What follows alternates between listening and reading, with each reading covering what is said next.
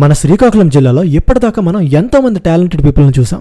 వాళ్ళ టాలెంట్తో మన దేశమే గర్వించే విధంగా అంతర్జాతీయ స్థాయిలో కూడా కీర్తి ప్రతిష్టలను సంపాదించుకున్నారు. ఇంకా మన జిల్లాలో ఇటువంటి మోస్ట్ టాలెంటెడ్ పీపుల్ చాలా మందే ఉన్నారు. సో వాళ్ళ టాలెంట్ ని నేను మీకు పరిచయం చేద్దామనే ఉద్దేశంతో ఈ సిక్కోలో టాలెంట్ హంట్ సిరీస్ ని స్టార్ట్ చేశాను.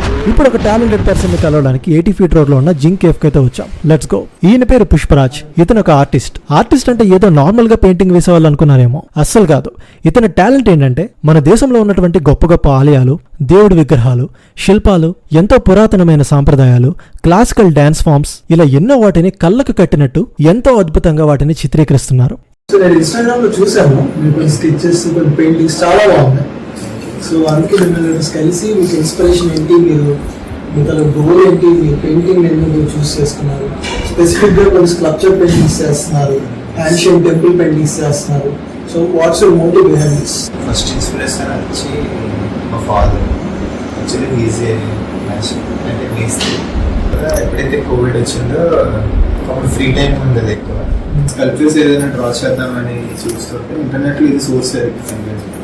అండ్ అనదర్ థింగ్ ఏంటంటే believe on the gods. So through arts మనం ఏదైనా ఒక స్కల్ప్చర్ని చూపించగలిగితే నేను టెంపుల్కి వెళ్ళి చెక్ చేసి, అంటే వాళ్ళు ఇంకే ఫ్యూచర్లో ఎప్పుడు టెంపుల్స్కి వెళ్ళినా కానీ. ఇది సెకండ్ పార్ట్ లో నేను మీకు పుష్పరాజ్ గీసినటువంటి ఎక్స్ట్రాడినరీ పెయింటింగ్స్ ని నేను మీకు చూపిస్తాను. So wait for the part 2.